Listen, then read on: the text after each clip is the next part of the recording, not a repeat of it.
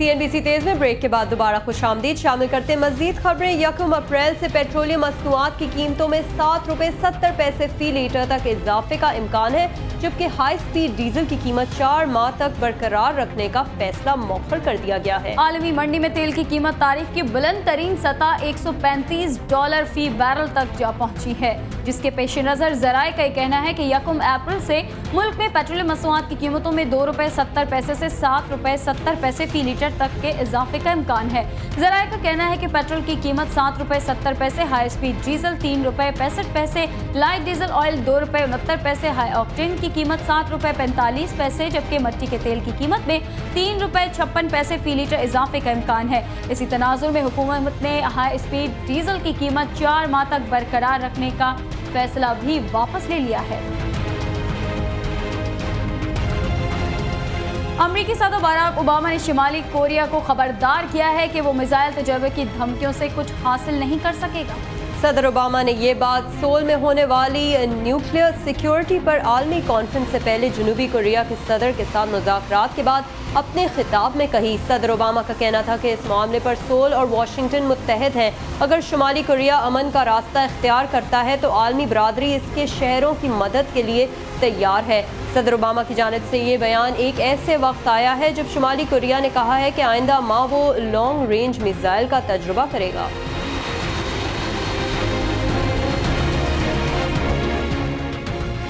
और रूस के सदर दिमित्री मेदवेदेव ने कहा है कि रूस शाम में जारी तनाज़े के खात्मे के लिए हर तरह की मदद करने को तैयार है। रूसी सदर ने मॉस्को में अक़वाम मुत्तहिदा और अरब लीग के खुसूसी एलची कोफी अन्नान से मुलाकात की। इस मौके पर रूसी सदर ने कहा कि शाम के पास तवील अरसे से जारी खाना जंगी के खात्मे का यह आखिरी मौका हो सकता है। मुल्क में खूनरेजी के खात्मे की कोशिशों के लिए कोफी अन्नान शाम के करीबी इत्तेहादियों मॉस्को और बीजिंग को कायल करने की कोशिशें कर रहे हैं।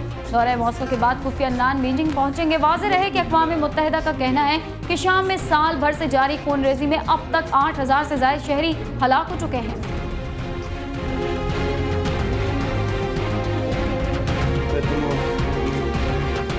ऑस्ट्रेलिया ने 5वें एक रोजा मैच में वेस्ट इंडीज को 30 रन से शिकस्त दे दी। ऑस्ट्रेलिया और वेस्ट इंडीज के दरमियान 5 मैचों की सीरीज के आखिरी मैच में वेस्ट इंडीज की टीम ऑस्ट्रेलिया के 281 रन के जवाब में 251 रन बनाकर ढेर हो गई।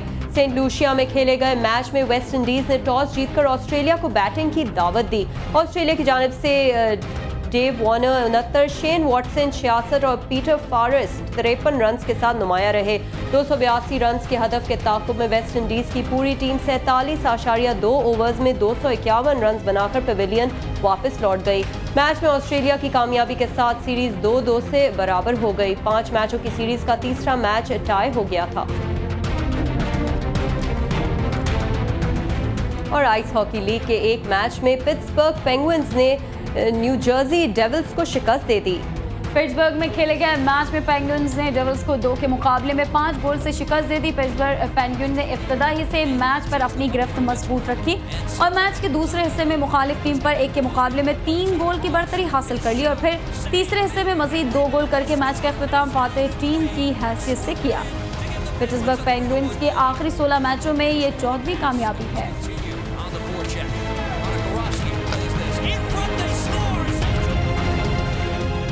नाज़रीन, जापान में हल्के फुल्के कप फुर्ती के साथ तरतीब से सजाने का अनोखा मगर दिलचस्प मुकाबला हुआ है। आइए आपको दिखाते हैं।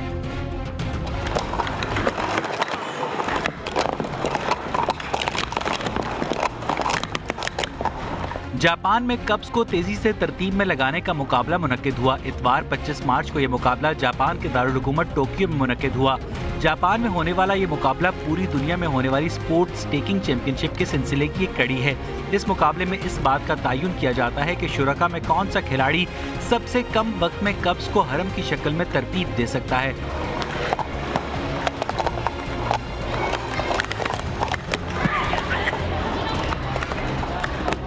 इस मुकाबले में 2 कैटेगरीज होती हैं। पहली कैटेगरी में खिलाड़ी अकेला ही मुकाबला करता है, जबकि दूसरी कैटेगरी में खिलाड़ी एक पार्टनर के साथ मुकाबले में शरीक होता है, मगर यहाँ शर्त यह है कि दोनों खिलाड़ी अपना एक हाथ इस्तेमाल करें। टोक्यो में होने वाले इस मुकाबले में 4 साल बच्चे से लेकर 83 बरस बूढ़ी खातून समेत एक बड़ी तादाद में लोगों ने शिरकत की।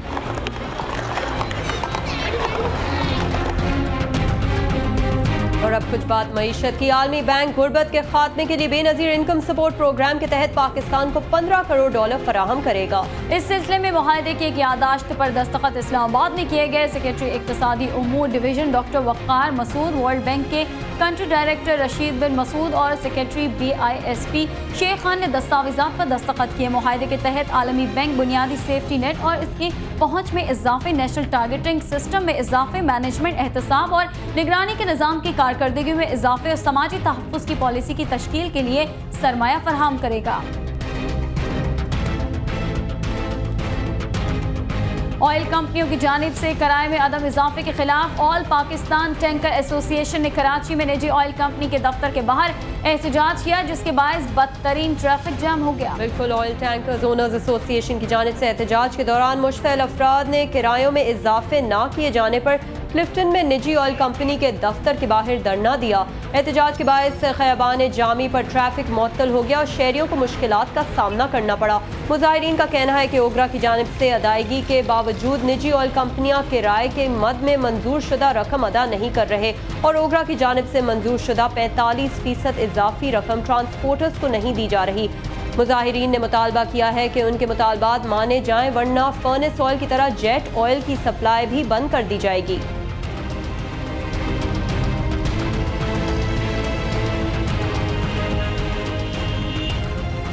बॉलीवुड की अदाकारा प्रियंका चोपड़ा ने सैफ अली खान को नाकाबिले यकीन हद तक अच्छा फनकार करार दे दिया।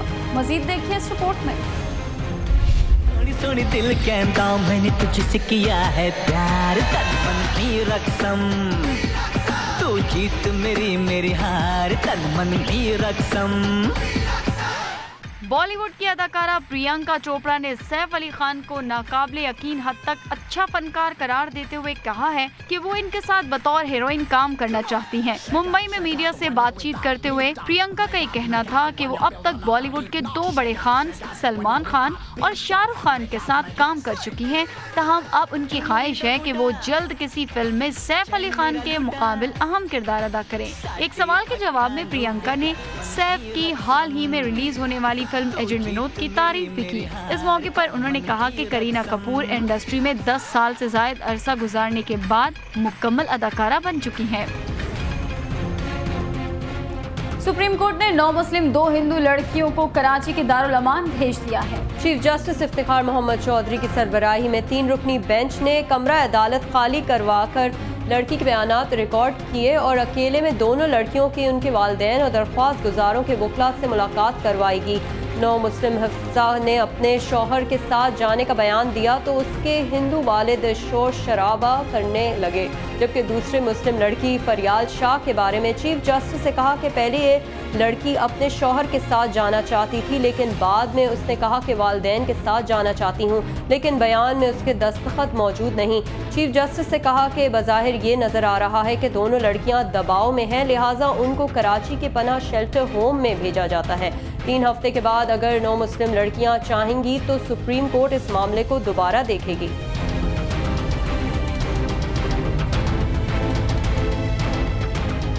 वज़ीर ख़ज़ाना अब्दुल हफीज़ शेख ने कहा है कि आला तालीम के लिए दरकार फंडिंग के मसाइल हल करने की कोशिश की जा रही है। इस्लामाबाद में 10वीं वाइस चांसलर्स कॉन्फ्रेंस के इफ्तिताई इजलास से खिताब में वज़ीर ख़ज़ाना ने कहा है कि आला तालीम के लिए दरकार फंडिंग के मसाइल को हल करने की कोशिश की जा रही है। तालीम का शोबा सूबों को दे दिया गया और उन्हें 800 अरब रुपए के इजाफी वसाइल भी NFC के बाद दिए गए हैं। अब सूबों की जिम्मेदारी है कि वो तालीम पर खर्च करें, क्योंकि सूबों ने मुल्की कर्जा नहीं उतारा। वज़ीर ख़ज़ाना का कहना था कि तालीम याफ्ता नौजवानों के लिए नई मुलाजमतें पैदा करने की कोशिश की जा रही है। गुज़श्ता 3 बरसों में आला तालीम के एनरोलमेंट 3% से बढ़कर 8% हो गई है, जबकि गुज़श्ता 4 बरसों में आला तालीम पर 160 अरब रुपए खर्च किए गए हैं।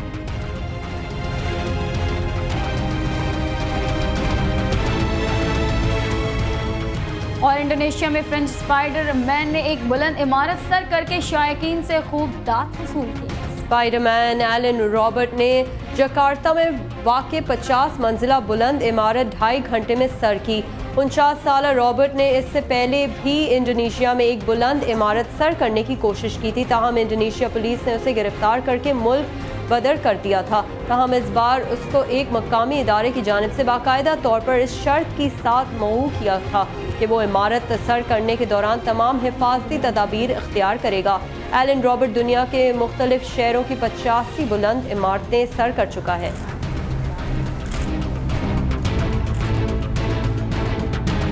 आलमी नंबर 2 राफेल नडाल और एंडी मरे ने ATP 100 एरिक्सन ओपन चौथे मरहले के लिए क्वालिफाई कर लिया है। मियामी में खेले जा रहे टूर्नामेंट के तीसरे मरहले के एक मैच में स्पेन के राफेल नडाल ने मुखालिफ खिलाड़ी को 6-2 और 6-2 से शिकस्त देकर अगले मरहले के लिए क्वालिफाई कर लिया। उधर एंडी मरे भी मुखालिफ खिलाड़ी के मैच से दस्तबरदार होने के बाद चौथे मरहले में पहुंचने में कामयाब रहे। एंडी मरे अब अगले मैच में फ्रांस के ग्लेज का सामना करेंगे।